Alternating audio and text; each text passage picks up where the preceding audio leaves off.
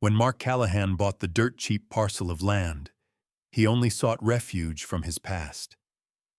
But at the abandoned Cinder Rock Ranger Station, Shep, his veteran K-9 companion, suddenly grew restless, amber eyes fixed on the ancient stone hearth. 20 years ago, 5 forest rangers vanished in an unusual wildfire. No bodies found. No one dared buy the land. "That property ain't haunted by ghosts, son," the old man whispered. "It's haunted by a secret, and Geomine is still here." As snow begins to fall and strange footprints appear around the cabin, Mark realizes he's not the only one searching for truth at Cinder Rock, and some secrets refuse to stay buried. Subscribe now to follow Mark and Shep's harrowing journey in this deadly battle for survival in the Montana wilderness. The air in the Custer County Community Hall was thick with the smell of cheap, burnt coffee, damp wool, and the unspoken anxieties of people watching their neighbors' lives get auctioned away. It was the scent of misfortune, a smell Mark knew all too well from fractured places across the globe. Here, it manifested as stale cigarettes and the metallic tang of fear. He sat in the back, a still point in the room's restless, desperate energy. His presence was an anomaly. He wasn't a local, not a rancher in a worn duster, not a logger with sawdust in his beard. He was just a man seeking an anchor. At his feet, unbothered by the rhythmic chatter of the auctioneer, lay Shep. The dog was a German shepherd, but one built for endurance, not just for show. His coat was a practical wolfish sable, his broad muzzle already graying around the edges, a sign of service, not just age. His eyes, when they opened to scan the room, were a sharp, intelligent amber. He was a retired search and rescue K-9, and like Mark, he was a veteran of landscapes most people only saw in nightmares. He carried the same quiet gravity as the man beside him, an unspoken understanding passing between them in the cramped, anxious space. Mark, in his late 30s, wore the quiet resilience of his former life as an Army Ranger. His strength was wiry, not bulky, his face etched with lines of focus rather than age. He hadn't come here for a bargain. He had come for a piece of land no one else wanted. A place where the silence was loud enough to finally drown out the ringing in his ears. He had come for an anchor. The auctioneer, a man with a booming voice and deeply tired eyes, droned through the list of repossessed tractors and foreclosed bungalows. Each crack of his gavel felt like a judgment, another family's lifeline severed. Mark watched, unmoved, waiting. Then, the auctioneer paused. He shuffled his papers, and the entire room seemed to hold its breath with him. He let out an audible, weary sigh. "All right, next up, Parcel 113B, known locally as the, Cinder Rock Station." A profound stillness fell over the room. It wasn't just quiet. It was a vacuum. Whispers ceased. Coffee cups stopped clinking. Every cough was stifled. Shep, sensing the sudden unnatural drop in pressure, lifted his head from his paws, his ears swiveling forward, alert. The auctioneer cleared his throat, his professional enthusiasm completely gone, replaced by a monotone reluctance.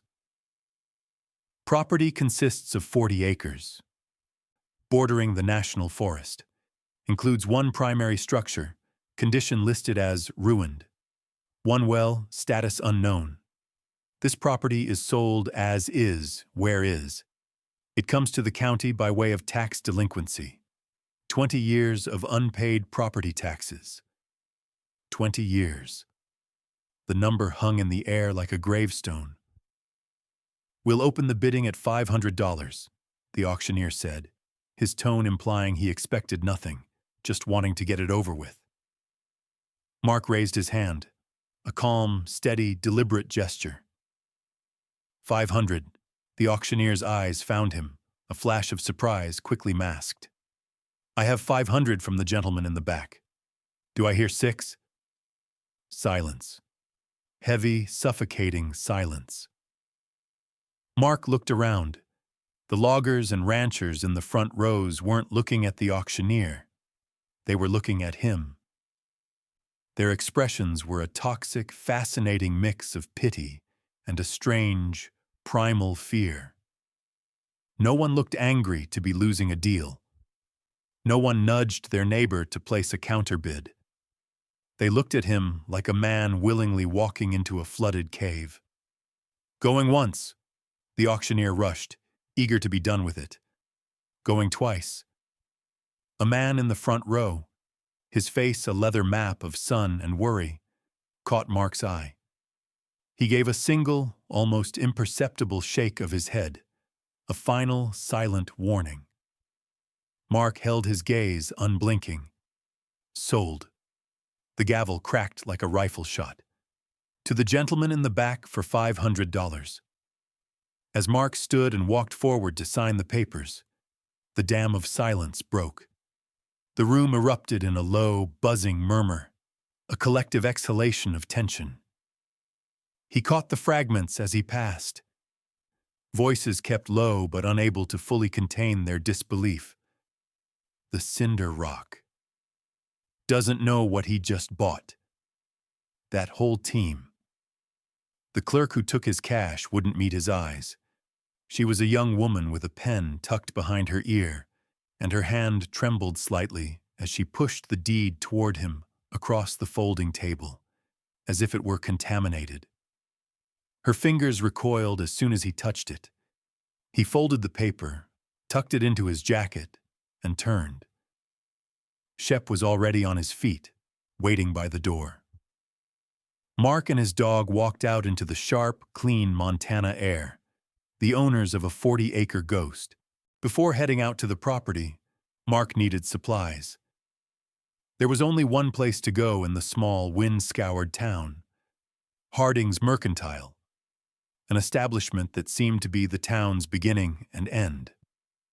The bell above the door chimed, a cheerful sound in a place that felt anything but. The interior smelled of leather, bulk coffee beans, and old wood. An old man with a friendly, wrinkled face and eyes sharp as a hawk's stood behind a counter piled high with everything from horse tack to canned peaches. He was the only one in the store. "Afternoon," the man said, his eyes cataloging Mark and Shep in a single, practiced glance. "What can I do for you?" Mark nodded, grabbing a wire basket. Lamp oil, coffee, a good padlock, and a new axe handle. As the proprietor, Harding, gathered the items, he studied Mark. "You're the one," he said. It wasn't a question. "Just bought the Cinder Rock Station, didn't you?"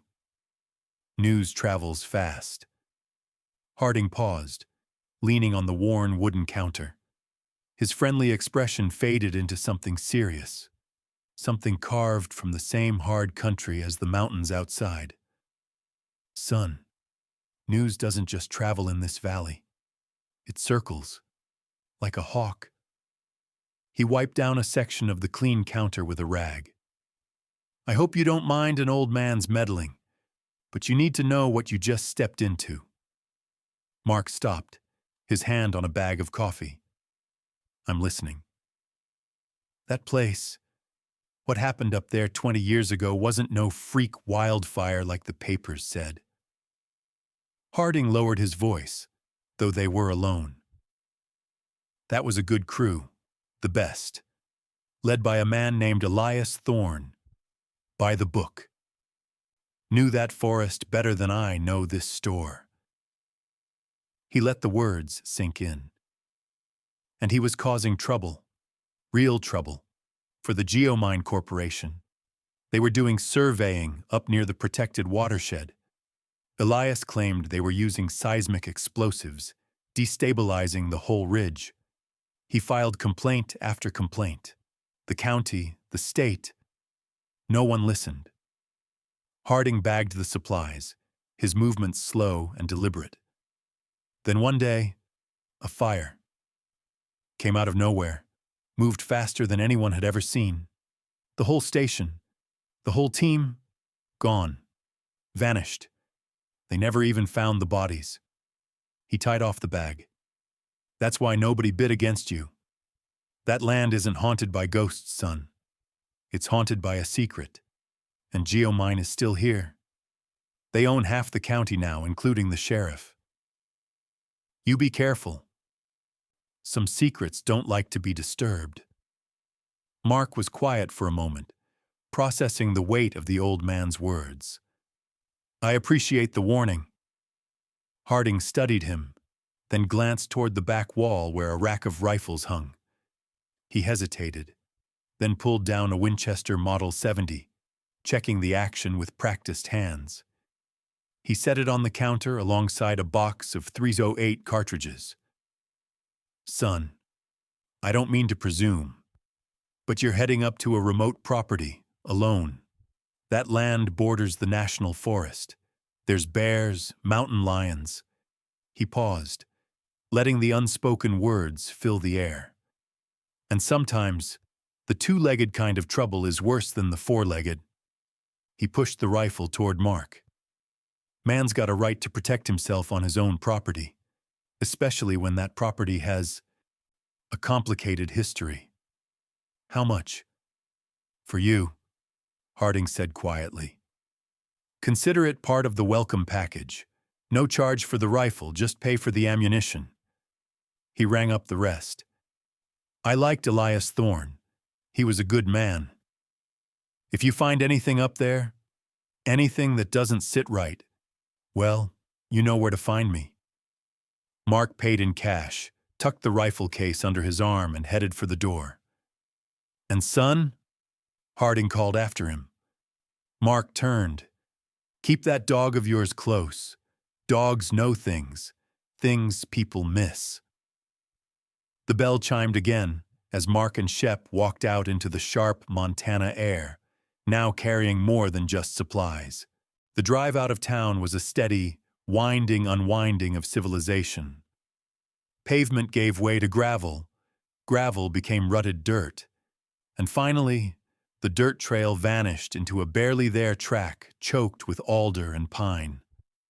Mark's truck groaned over ruts carved by 2 decades of rain and neglect. Shep, who had been resting his head on the passenger door, now sat alert, his nose cataloging the wilderness through a symphony of scents Mark couldn't begin to imagine.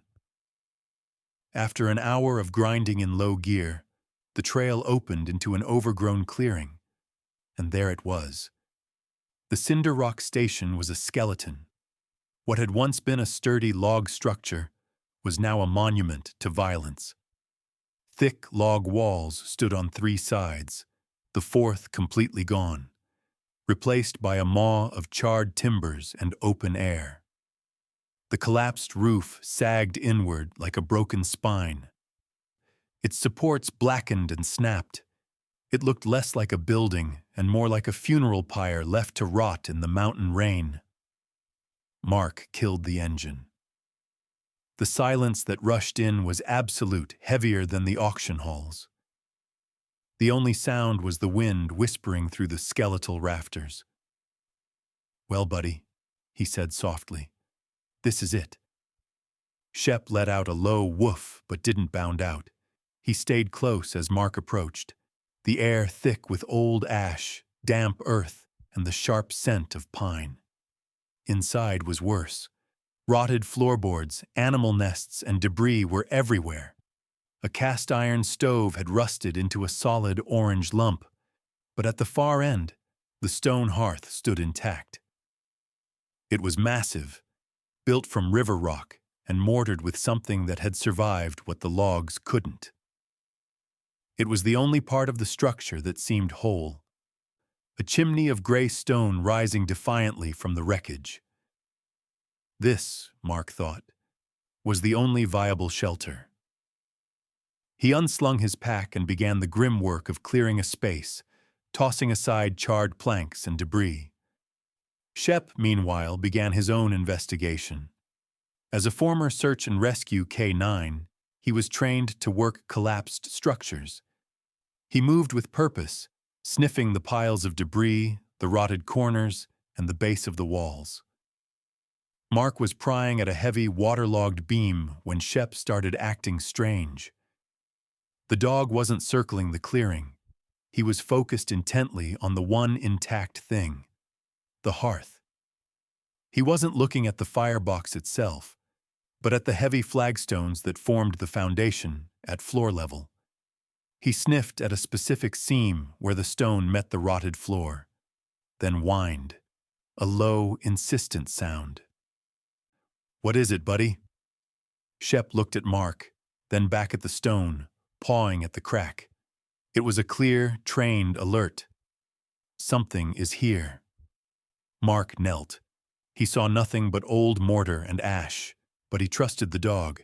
He grabbed his new axe handle from his pack, not the axe head, just the heavy hickory shaft, and wedged the narrow end into the seam Shep had indicated. He put his weight into it, using it as a lever. The stone, weighing at least 80 pounds, refused to budge. "Back, Shep."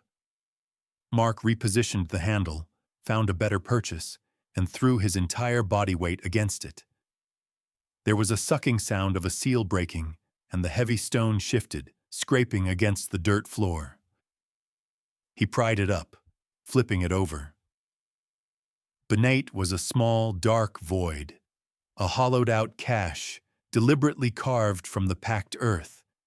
And inside, wrapped in rotting, oil-soaked canvas, was a rusted metal box, roughly the size of a tackle box. His pulse quickened. This wasn't random debris. This was buried, hidden, deliberately placed under the one part of the station that couldn't burn. "Good boy," Mark whispered. Shep's tail thumped once against the floor. Mark worked the box free. It was heavy, locked with a simple padlock that had rusted solid. He didn't need to find a key. He raised the axe handle and brought it down hard. 3 sharp, powerful strikes, and the rusted lock shattered. He lifted the lid. Inside, somehow preserved by the layers of canvas, was a thick, leather-bound notebook. Beneath it, a sealed plastic bag containing a sheaf of photographs, several soil samples in small glass vials, and what looked like official documents. Mark's hands, normally rock-steady, trembled slightly as he opened the notebook. The first page, in neat, technical handwriting, "Property of Elias Thorne Cinder Rock Station Incident Log, Confidential." His breath caught. This was it. The ranger Harding had mentioned. The man who'd caused trouble for Geomine. He flipped through pages of careful observations, dated entries, technical notes about seismic activity, water contamination readings, photographs of geomine equipment where it shouldn't be. Then, halfway through, the tone changed. The handwriting grew more urgent. September 15, 1984, "They know I know. Saw their trucks on the access road again tonight. 3rd time this week. They're not even trying to hide it anymore." September 28, 1984, received another anonymous warning call. Said accidents happen in the forest. Said my team should be careful. October 3rd, 1984. If you're reading this, something has happened. The evidence is here. Everything they've done. The watershed is contaminated. I've documented it all. Trust no one in the county. Geomine owns them. The final entry was dated October 7, 1984, 3 days before the fire that killed everyone. I've made copies, hidden them. If this goes where I think it's going, someone will find this. Someone who gives a damn. The truth doesn't burn. Elias Mark sat back on his heels, the weight of the book heavy in his lap. The truth doesn't burn. He looked at the massive stone hearth rising above him, the only thing that had survived the inferno. Elias had known. He'd stood right here, burying this box at the foot of the one thing fire couldn't touch, preparing for the worst. Mark looked at his dog, at those intelligent amber eyes that had found what 20 years had hidden. Shep hadn't been led by a random scent in the woods. His SAR training had detected the hollow void, the scent pocket of rust and oil trapped beneath the stone. Mark carefully rewrapped everything and placed it back in the box. He was no longer a homesteader looking for peace. He was a ranger again. And this time, the mission was clear. Mark spent the rest of that first day securing the ruin, using his truck as the main storage and sleeping area. As evening fell, he sat on the tailgate under his tarp, Elias Thorne's first logbook, the one from the rusted box, open beside him. He began unpacking the supplies from Harding's Mercantile. As he pulled out the lamp oil and coffee, something else fell out of the burlap sack. A rolled oilskin tube tied with twine. It wasn't something he'd bought. He unfurled it.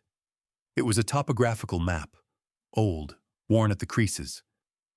A section of the western ridge was circled in red ink. In the margin, a handwritten note. Elias's last coordinates, never searched. Harding. The old man had slipped it in. Mark immediately cross-referenced the coordinates with the logbook he'd found under the hearth. The location was just north of his position, high up the ridge. The same area Elias claimed geomine was destabilizing in his frantic final entries. Another note in Harding's shaky script was at the bottom. Seismic event 3.2 mag oct 13, 1984. Mark's blood went cold. He checked the logbook again. The last entry was October 7th. The fire, according to Harding, was around October 10th. This seismic event was after the team had vanished. It wasn't a natural earthquake. It was the blast that sealed their tomb. He woke before dawn the next day, the military clock in his head pulling him from restless sleep. Rain drummed against the tarp roof. Steady, cold, perfect cover. He packed with practiced efficiency. Rope, tactical flashlight, e-tool, first aid kit. The Winchester went across his back. The hike was treacherous in the rain, rocks slick with mud, but the map was accurate. When he reached the coordinates, his gut tightened. It wasn't a cave. It was a massive recent landslide, and at the base of the rockfall, fresh boot prints, multiple sets, leading directly to a dark, narrow opening. They'd been here. Geomine's recent blasting must have reopened it, and they'd come to check. He was out of time. Shep, wait here. Guard. The dog's ears flattened, but he obeyed, taking position on a flat rock with clear sight lines. Mark tied off his rope to a sturdy pine and squeezed through the opening. His flashlight cut through absolute darkness, revealing a small chamber carved into the mountain, an abandoned mine tunnel. Then he saw them. 5 bodies. Forest Service uniforms still visible after 20 years. They were clustered together in the back, as if they'd retreated there for shelter. They hadn't been burned. They'd been buried alive. Mark's jaw tightened. He forced himself to be professional. His gaze swept the ceiling, unmistakable blast marks from shaped charges. This hadn't been an accident. This had been an execution. Then Shep's whine changed to a warning growl. Mark froze, hand moving to his rifle. Outside, the distant sound of a heavy diesel engine, getting closer. Geomine was coming back. His flashlight swept the walls one last time and caught something. A dark green metal box tucked into a crevice, partially shielded by a fallen timber. Standard issue Forest Service fireproof lockbox, Elias's main cache. He grabbed it, shoved it into his pack. The engine sound grew louder, voices on the wind. Mark squeezed back through the opening. Shep was already on his feet, body low. Mark could see them now. Two men in geomine jackets, examining the landslide. One pulled out a radio. "Yeah, it's exposed. We need to reseal it. Today." Mark and Shep were already 50 yards away, moving like ghosts. They didn't stop until they were back at the station. The green, fireproof lockbox sat heavy on the truck's tailgate. Mark broke the old lock with his e-tool. The fireproof seal hissed as he lifted the lid, the contents perfectly preserved. On top, a thick leather logbook stamped with the Forest Service insignia. Beneath it, canvas bags of soil samples, meticulously labeled. At the bottom, a rolled topographical map covered in red ink. He opened the new logbook. The tone was dramatically different from the first. October 5th. Lab results show military-grade explosives, C4 or similar. They're not surveying. They're drilling into the aquifer. This could contaminate the entire watershed. October 12th. We have everything we need. Soil samples, photographs, drilling site coordinates. Tomorrow I drive to Helena. This evidence goes straight to the state attorney general. That was the last entry. He never made it to Helena. Mark photographed everything, every page of the logbook, the map, the sample labels. He connected his phone to his SATCOM device and uploaded the encrypted photos to a secure cloud storage, a backup that existed beyond this valley. He was so absorbed that he almost missed it. Shep didn't. A low growl rumbled from the dog's chest. His head snapped toward the trail, body rigid. Mark grabbed the Winchester. There, a heavy diesel engine, coming up the access trail, then stopping, half a mile down, just out of sight. Idling. A white pickup, geomine logo. Two men inside watching the station through binoculars. They weren't hiding. They wanted him to know. We're watching you. After 10 minutes, the truck turned and drove away. Mark looked at the green fireproof box on his tailgate, then at the rusted tackle box beside it. He had the complete story. Elias's personal fears and the official damning evidence. He couldn't keep them in the truck. He couldn't bury them outside. The watchers would see the disturbed earth. He looked at the ruin, at the massive stone hearth rising from the center, the place Shep had found, the place Elias had trusted. It was still the only safe place. "All right, buddy," he said to Shep. "Let's secure the package." He grabbed the axe handle he'd used as a pry bar. He returned to the hearth, to the heavy flagstone Shep had indicated the day before. He worked the hickory shaft into the seam, putting his shoulder into it. The stone, heavy and stubborn, scraped open, revealing the dark, earthen cache beneath. He placed the new, green, fireproof lockbox inside first. It fit perfectly. He then took Elias's original rusted tackle box, the personal log, the first photos, and set it on top. Everything, all of it, together in one tomb. He lowered the massive stone back into position. This time, he was even more meticulous. He gathered a bucket of ash and dirt from the ruin, mixed it with a little water from his canteen to create a crude, dark mortar. He worked the mixture into the seams, packing it tight, then scattered dry ash and debris over the top until the stone looked exactly as it had for 20 years, untouched. Even if geomine burned this place to the ground again, the stone would survive, and so would the evidence. As sunset painted the valley orange, he finished his work. He stood, wiping the grit from his hands, when his phone buzzed in his pocket. A weak signal, but enough. A text from an unknown number. "Think carefully about your future, Mr. Callahan. This valley has a way of swallowing stubborn men." It was day 3. 3 days since Mark bought the Cinder Rock station. 2 days since he'd found the bodies in the cave. He spent the morning fortifying his position. The tarp roof wouldn't survive a serious storm, so he reinforced it with salvaged planks and additional rope. He cleared debris, creating clear sight lines. He installed the new padlock from Harding's on his makeshift door. The Winchester stayed within arm's reach at all times. Shep patrolled with systematic precision, more vigilant since the cave discovery, as if he understood the invisible danger. Mark had seen the trucks twice that morning, geomine vehicles cruising slowly past, white pickups with tinted windows, not stopping, just watching. Fresh tire tracks at a muddy turnout a quarter-mile down showed where someone had stood with binoculars, scouting him. They were assessing him, trying to figure out what he knew. By afternoon, his preparations were as complete as they could be. He sat on the truck's tailgate, coffee in hand, watching the tree line.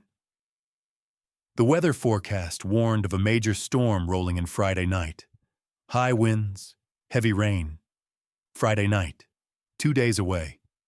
At 3:47 p.m., Shep's head snapped up, ears locked forward, a low growl built in his chest. Then Mark heard it, a vehicle approaching, smooth, well-maintained engine. A White County Sheriff's SUV rolled up, parking to deliberately block Mark's exit route. Shep positioned himself between Mark and the vehicle, growling continuously. "Easy, buddy," Mark said quietly, hand resting on the Winchester. Sheriff John Riggs stepped out, broad-shouldered, mid-50s, with a thick mustache and cold, flat eyes that cataloged everything. "Afternoon," Riggs said. No smile, no handshake. "Quite a project you've taken on here." "Sheriff, something I can help you with?" "Just making rounds. This land has a complicated history. Abandoned mine shafts, unstable formations, easy to get into trouble." His gaze assessed the improvements, then locked on Shep. "Search and rescue dog?" "Retired. German shepherds are good at finding things that are hidden, things that maybe should stay hidden." The threat was unmistakable. His eyes moved to the Winchester. "You always keep a rifle that handy? Mountain lions, bears. You said yourself this land has hazards." "Right." Riggs's fake smile was ice. "Just be careful where you point that thing. Accidents happen. Especially to folks who go poking around in places they don't understand." He walked closer to the station. "This property, the people who owned it before, 5 good men died. The whole county mourned. Some folks consider this sacred ground.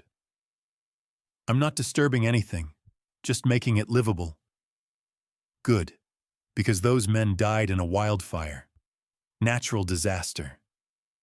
The investigation was thorough. Federal investigators, state fire marshal, everyone agreed. Tragic accident, nobody to blame." He paused, letting that sink in. "So if someone were to start asking questions, reopening old wounds, that would be disrespectful, and it might give folks the wrong impression." Mark held his gaze silently. Riggs glanced at the darkening sky. "Weather Service is calling for a hell of a storm Friday night. 60-mile-an-hour winds, heavy rain, flash flooding. These old structures aren't built for that. Easy to have a collapse. Easy to have an accident." He walked back to his SUV, then turned. "You served, didn't you? Rangers?" "Rangers." "Then you understand chain of command. Orders from above. This valley has a chain of command too. Geomine Corporation provides jobs, pays taxes, keeps the economy running. They're important people. And you work for them," Mark stated. Riggs's expression didn't change. "I work for the county, but the county depends on Geomine.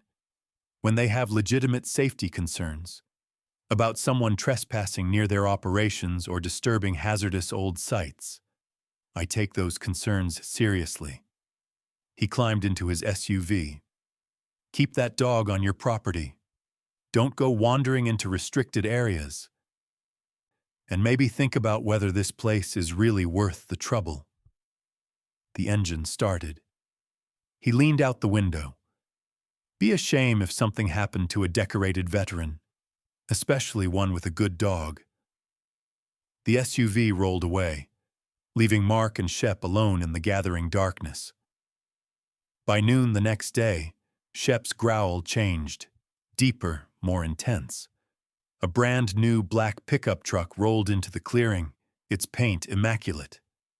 It parked next to Mark's battered Ford, a stark contrast of wealth and practicality. A man in his late 50s stepped out. Expensive jacket, designer jeans, silver hair perfectly styled, confident smile. This was not a man who did his own dirty work. Every hair on Shep's back stood up. Mr. Callahan? I'm Silas Blackwood, CEO of Geomine Corporation. Mark stood slowly, Winchester ready. Mr. Blackwood. Please, call me Silas. Blackwood stopped just outside Shep's attack range, his smile never wavering. You've taken on quite a project here. Commendable. Most men walked away at the auction. The smile tightened. Ah, yes. That's what I came to talk about. There's been a misunderstanding. He pulled out a leather portfolio. This property holds historical importance. We're planning a memorial park for the Rangers who died. This parcel is essential to that plan. He held up a cashier's check. $100,000. For a property you bought 3 days ago for $500. The number was obscene. It was also desperate. It's not for sale. The smile didn't falter, but something cold flickered behind his eyes. Let's be practical. This is a ruin. The structure is unsound. With the storm coming tomorrow, he gestured at the sky. A man could get seriously hurt. The answer is no. Blackwood's mask slipped. The friendly smile vanished, replaced by cold fury. You're making a serious mistake, Mr. Callahan. He stepped closer. Shep snarled. He stopped. Do you know who I am? What I can do? I own this valley. The businesses, the commissioners, the sheriff. I noticed. Then you understand your situation. You're outgunned, outmaneuvered, and completely alone. He slid the check back angrily. You're standing on a memory my company has spent 20 years and considerable resources keeping peacefully buried. By covering up murder, Mark said. The words hung like a gunshot. Blackwood went white, then red. You have no idea what you're accusing me of. That's slander. I found them. I found the cave. I found the bodies. And I found Elias Thorne's evidence. The color drained from his face completely. That's impossible. The cave was sealed. There's no way. Your own blasting destabilized the ridge, caused a landslide, opened it up. Mark's voice was cold. You killed them 20 years ago, and now your own crimes have exposed you. Blackwood stared, his mind racing. Finally, how much? Name your price. $1 million. $2 million. Just give me whatever you found and walk away. No. You don't understand. I have too much invested. The jobs, the economy, the murder of 5 federal rangers. That's what I understand. Blackwood's face twisted with rage. You self-righteous son of a bitch. You think you're a hero? He looked at the dark clouds overhead. A cold smile touched his lips. That storm hits tomorrow night. 80-mile-an-hour winds. These old structures collapse all the time.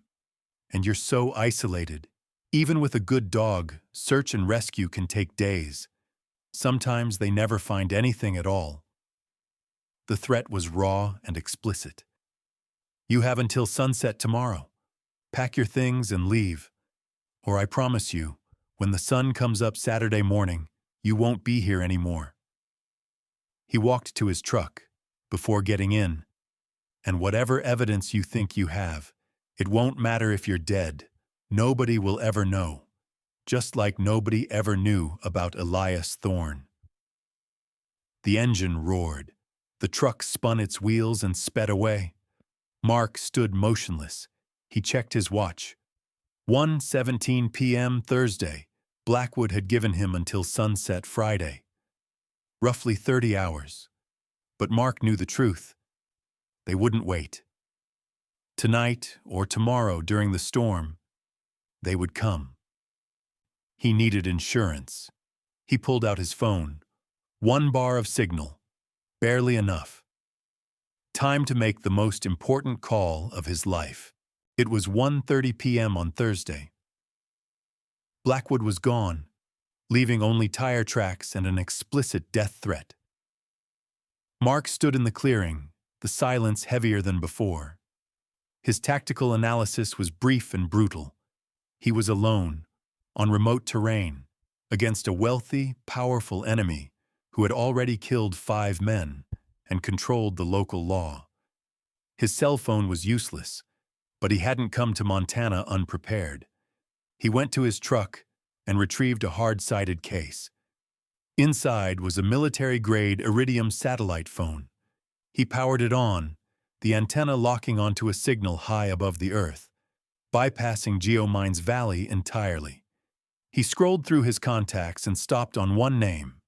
Henderson, David. David Henderson. Former intelligence officer, now one of the country's most respected investigative journalists, specializing in corporate corruption. 2 rings. Henderson. Dave, it's Mark Callahan. A beat of silence. Mark? Holy hell, brother. It's been 3 years. Where? Sat phone, Montana. Dave, I need your help. I'm in serious trouble. The warmth vanished, replaced by sharp focus. Talk to me. Mark gave him the briefing, clean and military style. The auction, Harding's warning, Shep's discovery of the first cache, the map, the cave with 5 bodies deliberately buried, the fireproof lockbox with Thorne's logbook, soil samples proving military-grade explosives, and maps showing illegal drilling in the protected watershed. Sheriff Riggs delivering threats. Blackwood offering $100,000, then $2 million, then explicitly threatening murder, using the incoming storm on Friday night as cover. It took 7 minutes, his voice never wavering. Mother of God, Dave breathed. Geomine, I know that name. They're massive. Federal contracts, political connections. That's why they've killed before and will kill again. I'm uploading the evidence package to your secure server now. Stand by. Mark connected the phone to his laptop. The 700 MB encrypted RAR file began its slow climb to the satellite. Password is Kandahar09. All caps, 09. Got it. File coming through? This is Pulitzer-level material, Mark. It's all true. I've held the logbook. Now listen. I need you to be my insurance policy. Tell me your plan. Starting tomorrow morning, I call you at exactly 06 Mountain Time, every morning. If you don't receive my call by 06:15, you assume I'm dead or captured. You immediately do 3 things. Mark's voice was cold, clear. 1. Contact the FBI, not state police, federal agents only. Give them my GPS coordinates. Tell them mass grave, 5 federal rangers, evidence of corporate murder. Understood. What's 2? 2. Go public immediately. Publish everything. Every major outlet, every wire service. Make this story so big Geomine can't bury it. Make me a headline before my body's cold. Jesus, Mark. And 3. Make sure everyone knows that if anything happens to you, There are copies with other journalists. A dead man's switch for you, too. Long silence. You're setting up a dead man's switch. That's exactly what I'm doing. Mark, get the hell out of there. Drive to the nearest FBI office. And get picked up by Riggs on the way, or have Blackwood run me off the road. No. The original evidence stays here. It's hidden. I hold the line here. I need you to be the cavalry. Damn it, Mark. Dave sighed. Okay, here's what I'm doing. I'm calling my FBI contact tonight, pushing this hard. But even if I push, bureaucracy. They'll need warrants. Best case, they mobilize tomorrow. More likely, day after. Saturday, Mark said. Yeah, Saturday. The storm hits tomorrow night around 20. That's when they'll come. Friday night is the gap. I know, Dave said, his voice grim. Mark, you're not alone anymore. You've got me. And by tomorrow, you'll have federal agents on your case. The cavalry is coming, brother. You just need to hold on. I'll hold. File upload complete. Got it. 06 Modern Mountain Time. I'll be by my phone. Don't you dare miss it. 06 sharp. Stay safe, Dave. You first. Watch your 6. The connection clicked off. Mark spent the remaining daylight preparing systematically. This was what he'd been trained for. First, he checked the evidence. He knelt by the hearth, running his fingers over the seams of the massive hearthstone he'd resealed. It was perfect, undisturbed. The fireproof lockbox was safe beneath a half-ton of river rock. Second, he fortified his position. He reinforced the makeshift door with 2 heavy crossbeams. He created a secondary defensive position in the northeast corner, using the rusted-out cast-iron stove and salvaged timbers to create a barrier that would stop pistol rounds, maybe even rifle fire. He packed an escape pack, the sat phone, spare batteries, water purification tablets, first aid, fire starting kit, emergency rations, and the 2 spare magazines for the Winchester. 60 rounds total. If he was forced out, he could survive in the forest. He checked his crowbar knife, still razor sharp. Third, early warning. He ran fishing line, taut and low to the ground, across the 3 main approaches to the cabin. Each line was tied to a small bell and a cluster of empty cans. He kicked dry branches across the other routes, placed to snap loudly under a careless boot. By sunset, his fortress was ready. He ate combat rations, cold, high-calorie, efficient. Shep ate too, but his attention was on the darkening forest. His body was tense, expectant. The dog knew. A fight was coming. Mark settled into his primary defensive position, his back against the solid north wall, clear sight lines to the door and the boarded-up window. Cover and concealment. The Winchester rested across his knees, stock cool against his hand. His pack was within easy reach. Shep lay beside him, close enough for Mark to feel the dog's warmth and steady breathing. The dog's amber eyes reflected the dim, fading light. Outside, the wind picked up. The temperature dropped. Mark checked his watch. 8:34 p.m., Thursday night. According to the forecast, roughly 23 hours until the storm hit. The insurance was in place. If geomine killed him, the truth would explode within hours. But that only worked if he died. His mission was simpler. Survive until 06:15 Saturday. Survive the storm. Friday dawned gray and oppressive. The 23-hour wait had begun. Mark spent the day in constant, quiet, tactical motion. He didn't light a fire.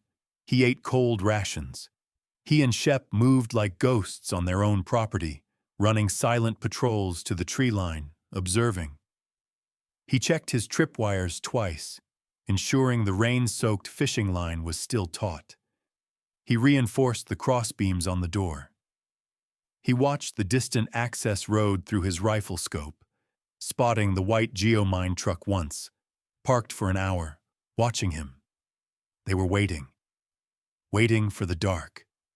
Waiting for the cover of the storm. As dusk fell, the air grew heavy and electric, the pressure dropping so fast it made his ears pop. The wind began to pick up, a low moan that built with each passing hour. By 10 p.m. he had brought Shep inside, secured the door, and settled into his primary defensive position. The vigil had truly begun. The storm hit just after 11, not as rain, but as a violent assault. Wind howled through the ruins of the station, a sound like a mourning giant ripping at the reinforced tarp. Rain lashed against the boarded-up window, a frantic, percussive drumming that made it nearly impossible to hear anything else. Inside, it was pitch black. Mark sat with his back against the solid north wall, his rifle across his knees. His world was reduced to sound, the smell of damp ash, and the faint green glow of his watch.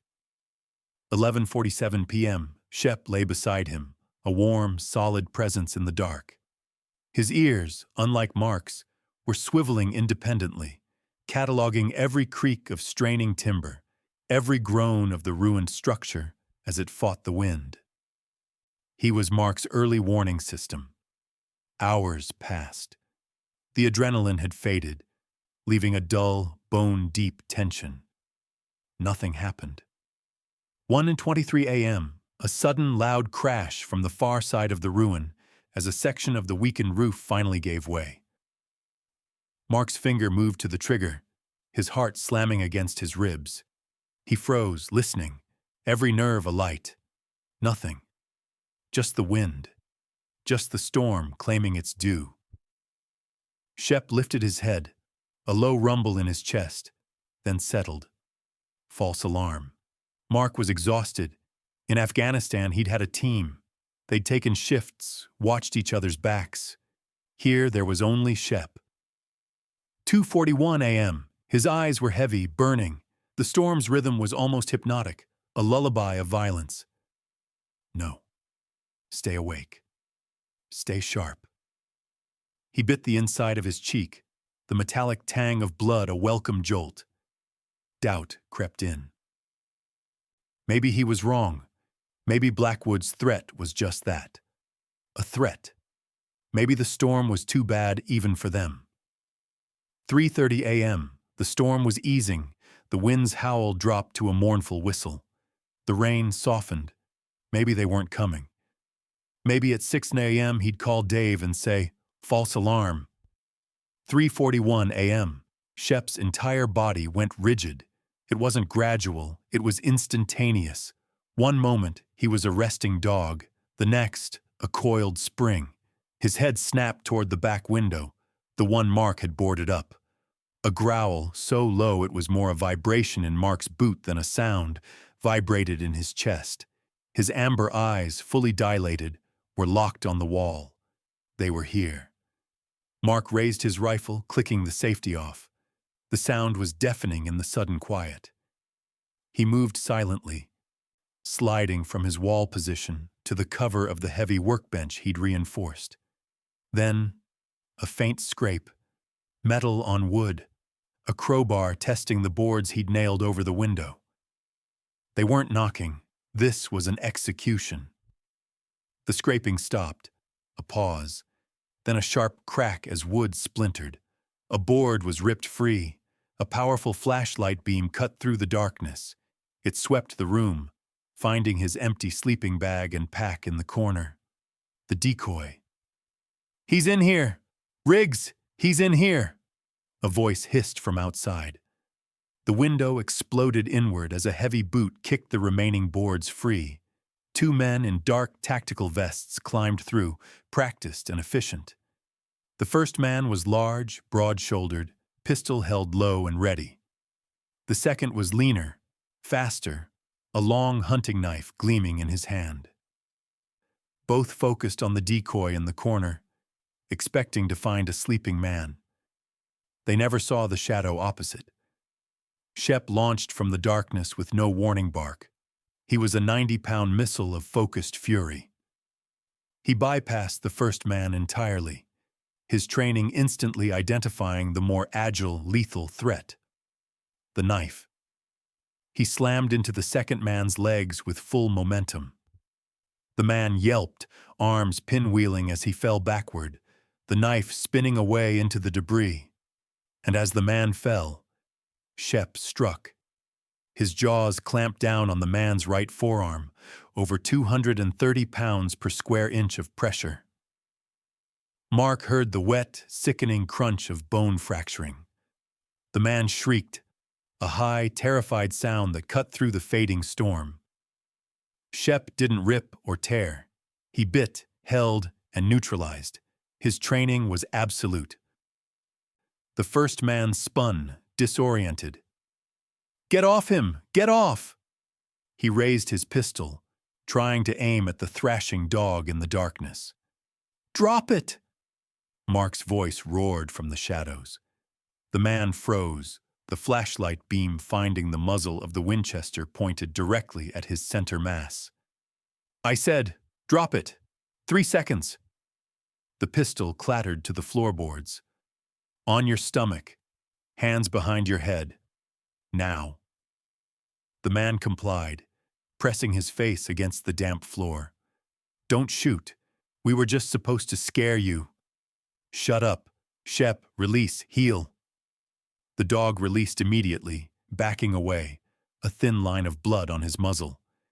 He returned to Mark's side, eyes alert, watching the captured men. Mark kicked the pistol away and grabbed the zip ties from his pack. He secured both men quickly, expertly, cinching the ties until their hands turned white. Outside, shouting, boots running through mud. Then, the electronic crackle of a megaphone. "Callahan, send my men out! This doesn't have to get worse!" "Sheriff Riggs." Mark checked his watch. 4:17 a.m. He looked at Shep, who was panting lightly, watching the door. "Good boy," Mark whispered, his hand resting on the dog's head. "You saved us, buddy." They were regrouping. 2 men down. They couldn't get in. Mark wasn't coming out. Stalemate. Gray light, the color of ash, finally seeped through the cracks in the walls. It was just after 5:30 a.m. The storm had passed, leaving a cold, dripping silence. Mark was exhausted. He'd been awake for over 24 hours, his body aching, his eyes burning with grit. The 2 men on the floor were silent. One had passed out from shock and pain. The other just stared at the ceiling, defeated. Outside had been quiet for hours. They were waiting, too. 5:47 a.m., 13 minutes. He pulled out the satellite phone. The battery icon showed 68%, plenty.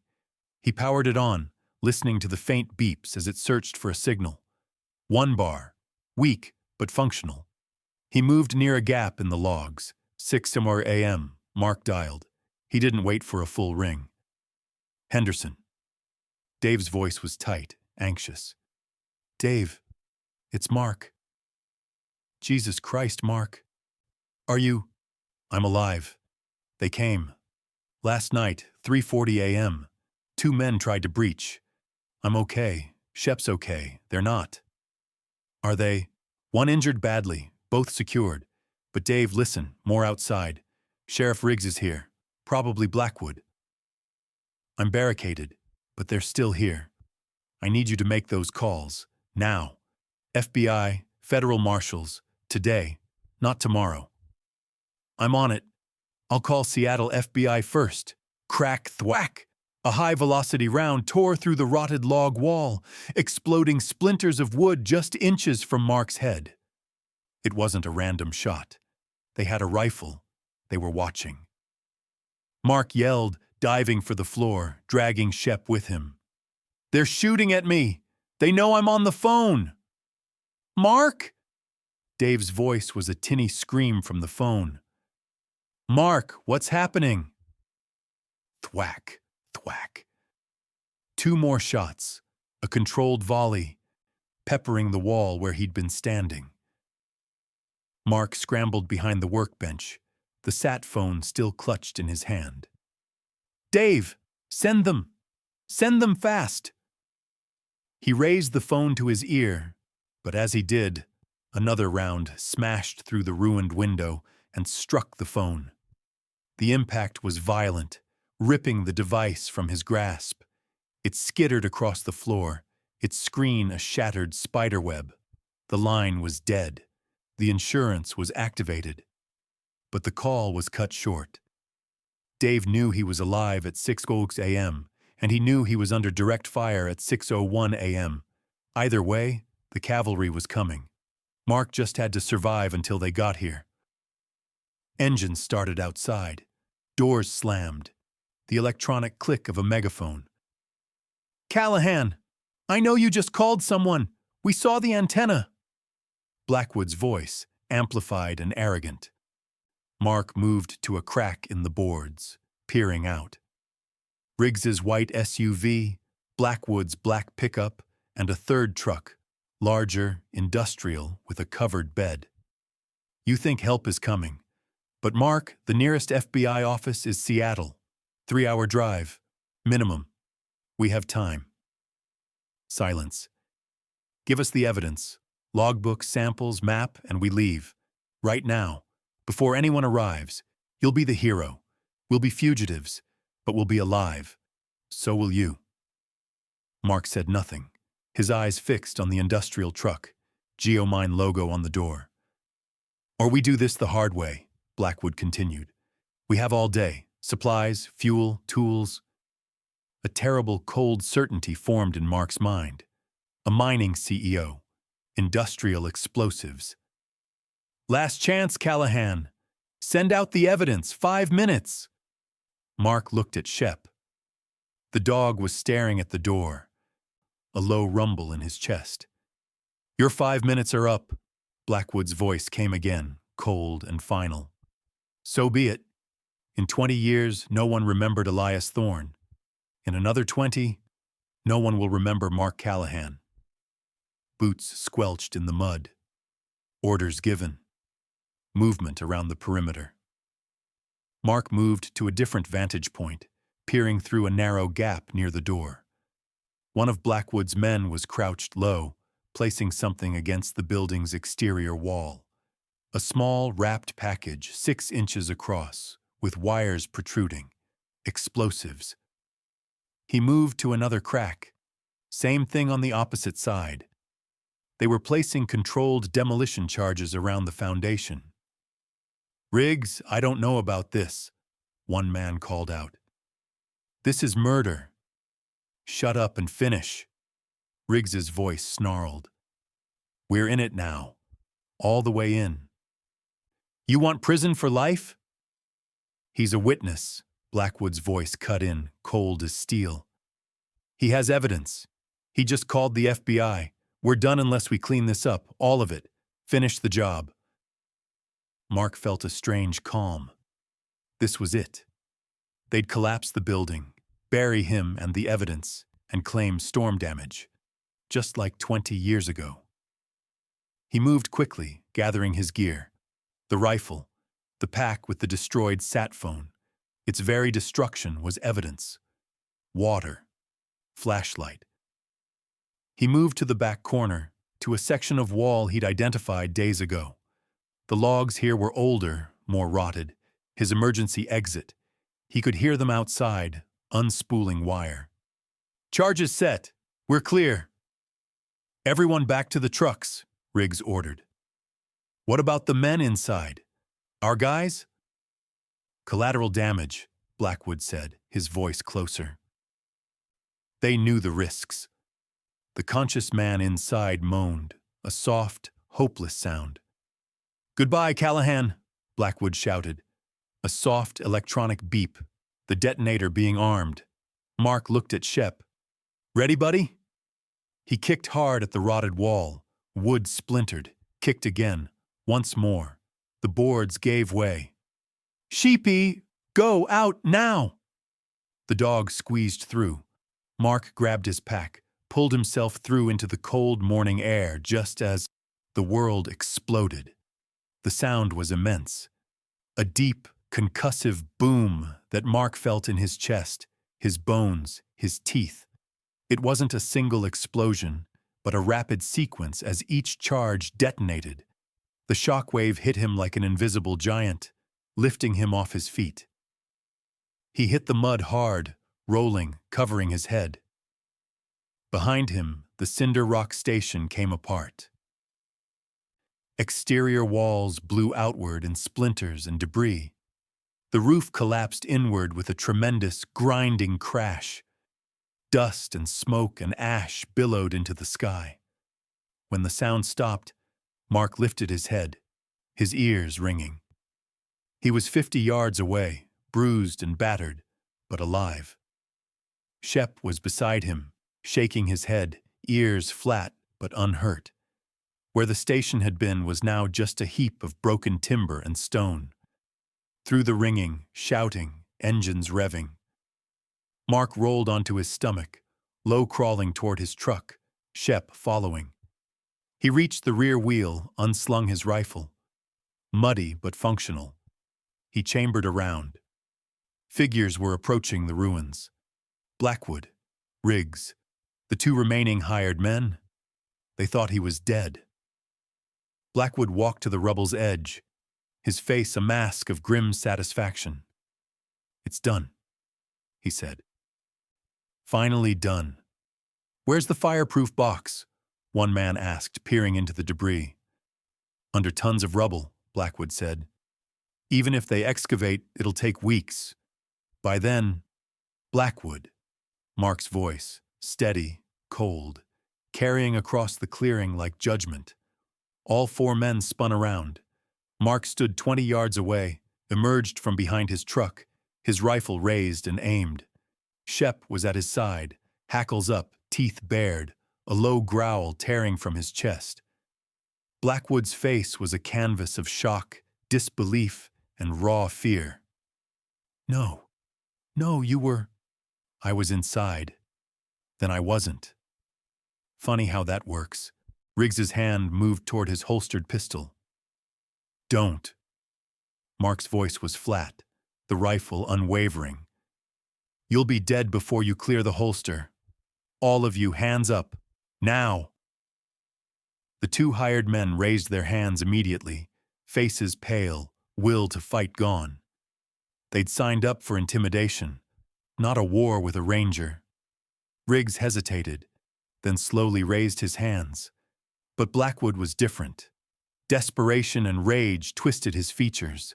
His hand darted inside his expensive jacket.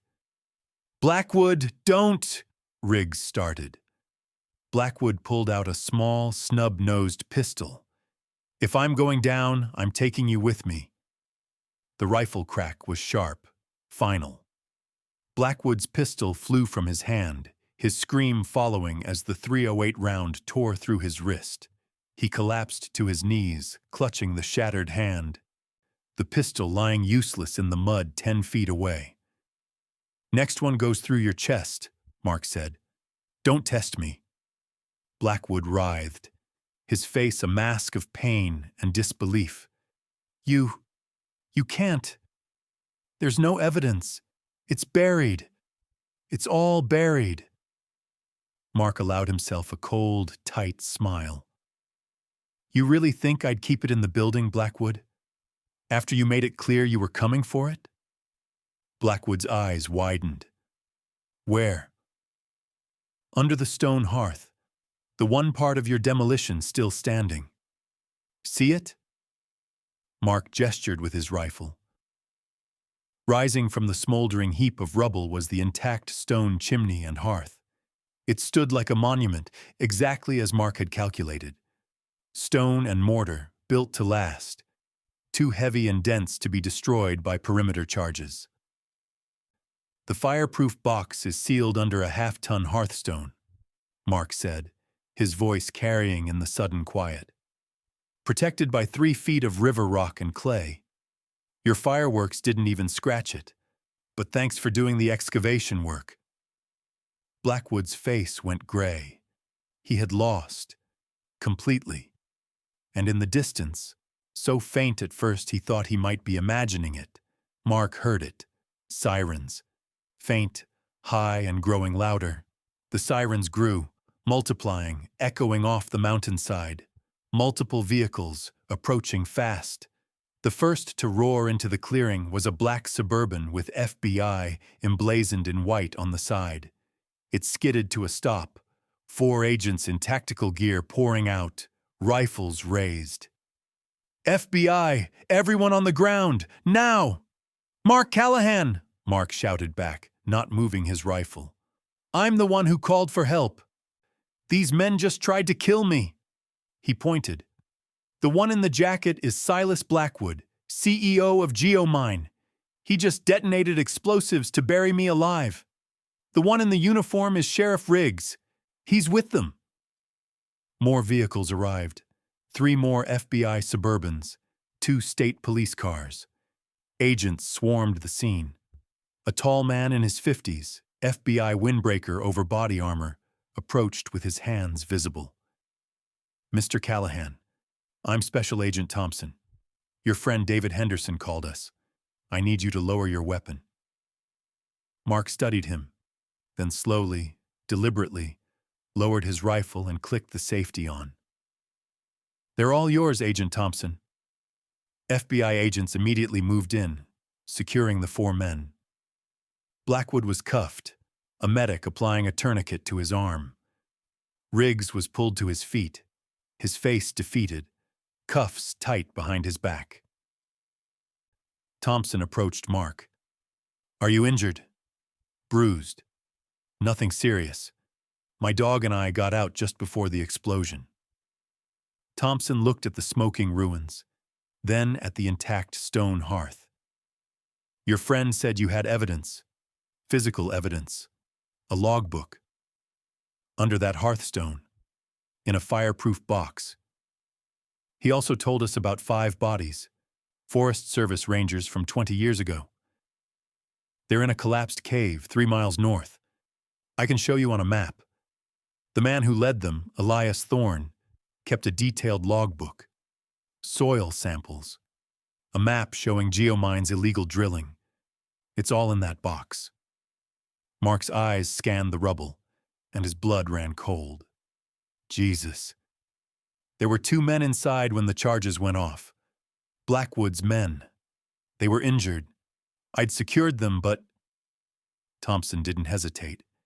He turned, barking orders. Search and rescue. We have potential victims in that rubble. 2, possibly injured. Move! Agents and state troopers swarmed the debris pile, tossing timber aside. It took 20 minutes of frantic digging. Then, a shout. We've got them! They're alive! Both men, incredibly, had survived. They'd been in a corner of the ruin where the collapsing logs had formed a protective pocket rather than crushing them. They were extracted, injured, and covered in dust, but breathing. As medics stabilized the conscious one, he started talking, the words tumbling out in a desperate, terrified rush. Blackwood. Blackwood ordered it. He said we were acceptable losses. He was going to kill us. Oh God. He was going to kill his own men. Agent Thompson recorded every word. By 11 a.m., the scene was fully secured. A forensic team was carefully excavating the hearthstone. Agent Thompson walked over to where Mark sat on his truck's tailgate, a paramedic checking his vitals. Shep lay at his feet, exhausted but alert. Your friend David Henderson called us at 6:05 this morning, Thompson said. By 6:30 we had a federal judge on an emergency call. Warrant signed by 7:00 a.m. We mobilized from Seattle immediately. Even so, nearly 3 hours to get here. You got here just in time, Mark said quietly. We got here after, Thompson corrected, his face grim. After you survived an assassination attempt, an explosion, and a shootout.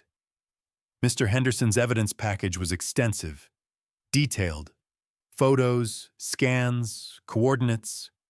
We knew exactly what we were coming to. He almost smiled. He also wouldn't shut up. Called us 4 times in 2 hours. I was ready to arrest him for harassment. Now I'm thinking about giving him a commendation. One of the forensic team members approached, carrying the dark green fireproof metal box.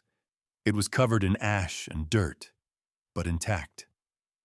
"Sir, we've recovered the evidence box. It's sealed and undamaged." Thompson took it carefully, as if it were sacred. "This is it?" "That's it," Mark said. 20 years of cover-up. All the proof you need." Thompson handed the box to a waiting agent. "Chain of custody. Document everything." He turned back to Mark and pulled out his own satellite phone. "Here. Use mine. Call your friend. Let him know you're alive." Mark dialed. Dave answered on the first ring. "Mark?" "I'm okay, Dave. I'm alive." Mark had to close his eyes, the relief washing over him. "The FBI is here. It's over."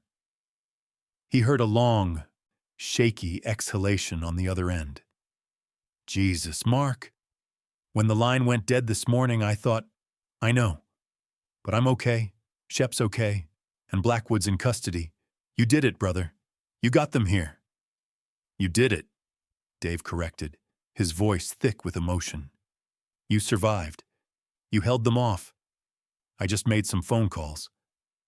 Those phone calls saved my life." "I'm catching the next flight to Montana," Dave said. "Don't you dare go anywhere."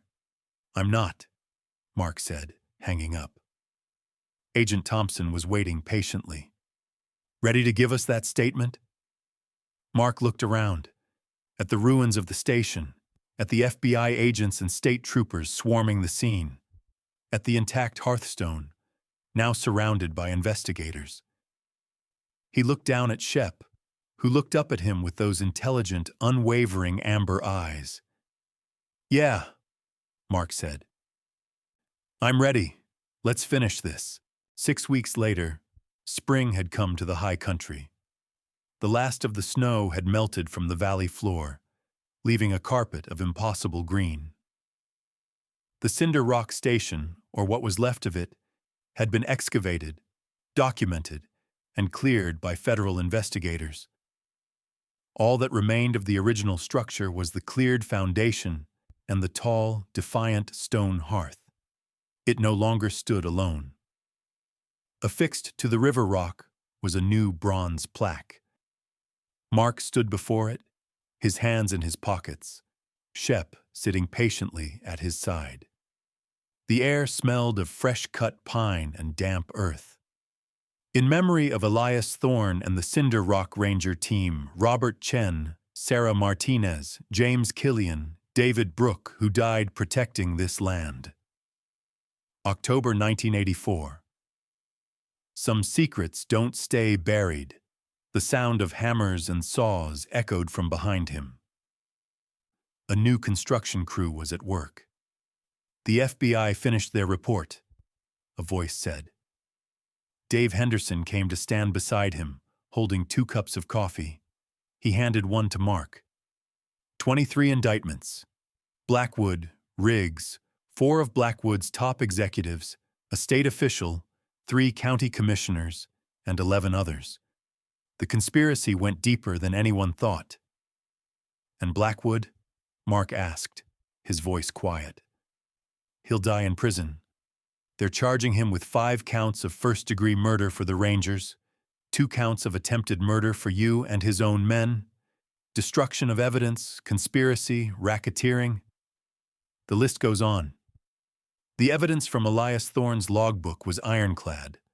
The lab matched the soil samples to Geomine's proprietary explosive compounds. The whole case fell apart for them within days. Mark nodded slowly, sipping the coffee. "And the valley?" "Full EPA cleanup. Geomine is bankrupt. Federal seizure of all assets.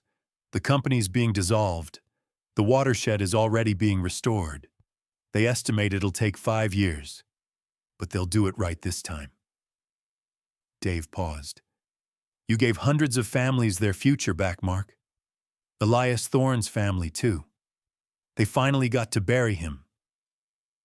We just finished his work, Mark said. They stood in comfortable silence for a while, two old soldiers on a new kind of battlefield.